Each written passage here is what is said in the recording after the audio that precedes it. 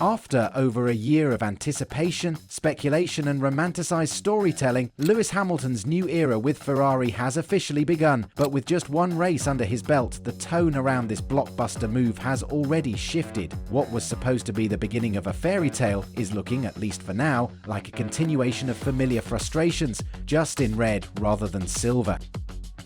In the race itself, the struggles became even more evident. While Leclerc made quick progress, Hamilton found himself mired in traffic. He spent a significant portion of the race stuck behind Alex Albon's Williams, a driver who deserves credit for his defensive driving, but also a scenario that begged questions. Would a prime Hamilton have remained bottled up for that long? Would Verstappen, Norris, or even Leclerc have accepted that fate so passively? Eventually, it took a safety car and a touch of weather-induced chaos for Hamilton to make some ground, but even then the gains were marginal. On the final lap, Oscar Piastri, who had endured an up-and-down race of his own, overtook Hamilton and relegated him to 10th place. It was a symbolic moment, one of the sport's rising stars overtaking one of its legends, not with fanfare, but quietly, clinically, as if to underline just how much the pecking order has changed. Hamilton's frustration was palpable. His radio messages, which had been polite and measured throughout pre-season, took on a sharper tone. He blamed the team for missed opportunities. He sounded for the first time since joining Ferrari, not like a man beginning an exciting journey, but like one already feeling the weight of unmet expectations. During the race, Hamilton and his engineer Adami exchanged a number of radio messages, and that occurred all throughout the race, not just in the more challenging sections.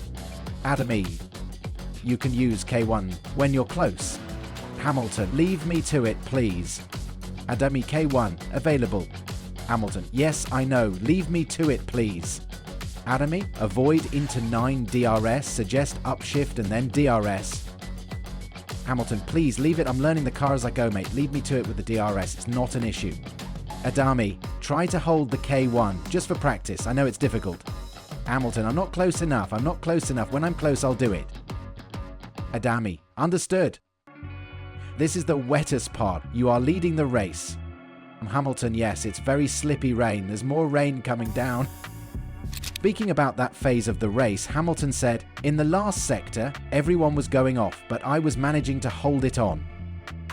So I was just passing people, and once I got past the start line it was dry, so I was like, I can hold this out, I've only got a few more laps to go, but then it pelted down just in that last 2 laps, it started coming down. At the end they said it's just a short shower, so I was like, I'm going to hold it out, and the rest of the track was dry. They didn't say more was coming, and all of a sudden more came. I think it was just lacking a bit of information at the end. The Australian Grand Prix was a sobering reminder that enthusiasm alone doesn't bring lap time. Ferrari looked well adrift of the leading pace, not just behind McLaren and Red Bull, but arguably not even the 3rd best team on the grid. And while Charles Leclerc managed to salvage a solid result with an aggressive early stint, Hamilton's race was defined by inertia. He qualified 2 tenths behind his teammate, a gap he himself viewed positively. That alone raised eyebrows. It was a self-assessment that seemed at odds with the Hamilton of old. In years gone by, being slower than a teammate, particularly in Q3, would have been met with frustration, not quiet satisfaction. But perhaps that's the reality now. Lowered expectations, tempered ambition, or simply the realism of a 40-year-old driver still adapting to unfamiliar machinery.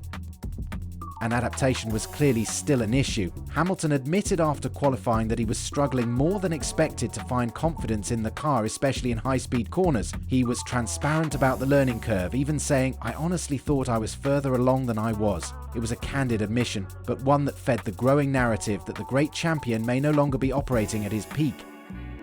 Regardless of his performance, Hamilton was in a double bind. Damned if he won the race, well, he's a 7-time world champion, what did you expect? And damned if he didn't, surely someone of his caliber should be delivering results already. It's a paradox that comes with the territory of being one of the sport's most decorated drivers. The standard he is held to is not just high, it's historic. It's been a lot slower process for me to really feel the confidence in the car, he admitted. Like if you look at the high speed everywhere, I've been down all weekend to Charles and just had it from the get-go.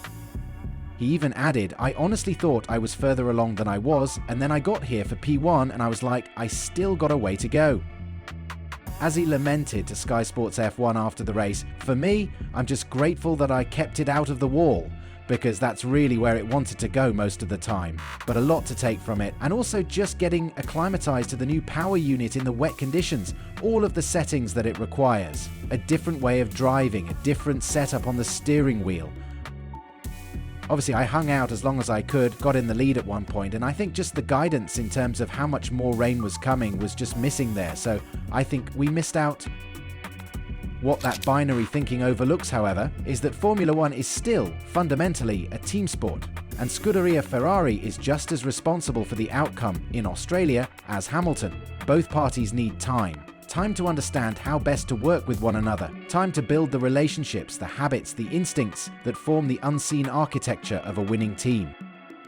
Hamilton had no input into the early development of the SF25, as Ferrari's 2025 car was conceptualized while he was still under contract with Mercedes. The team began shaping the car with him in mind, yes, but without his direct involvement. That disconnect between a car built for him but not by him was always going to create a steep learning curve. And it's not just about learning the car. Hamilton is learning how to work with an entirely new engineering culture, new protocols, new personalities, new rhythms. Riccardo Adami, his race engineer, must learn when to talk and when to stay quiet, what data Hamilton wants in the heat of battle, and what just clutters his focus. Strategists need to learn his instincts, just as he must learn theirs. It's a two-way street. Hamilton isn't just adjusting to Ferrari, Ferrari is adjusting to Hamilton. A driver like him has built his career on a very specific way of operating. At Mercedes, he had a support system that was practically telepathic. That chemistry doesn't come overnight. It's worth remembering that when Hamilton first joined Mercedes in 2013, he was already a world champion, yet didn't win his first race until round 10. Critics questioned the move then too. And yet, what followed was arguably the most dominant partnership in F1 history. 7 titles, nearly 100 wins, a legacy. So maybe the question we should be asking isn't whether Hamilton has lost it, but whether we're judging this partnership too quickly. Because as much as the modern Formula One car is a marvel of engineering, success still hinges on something deeply human: trust, instinct, understanding. Right now, those bonds are still being formed. The chemistry between car and driver, between pit wall and cockpit, is still in its infancy. And maybe, just maybe, that's all this performance in Melbourne really was: the first step of something bigger.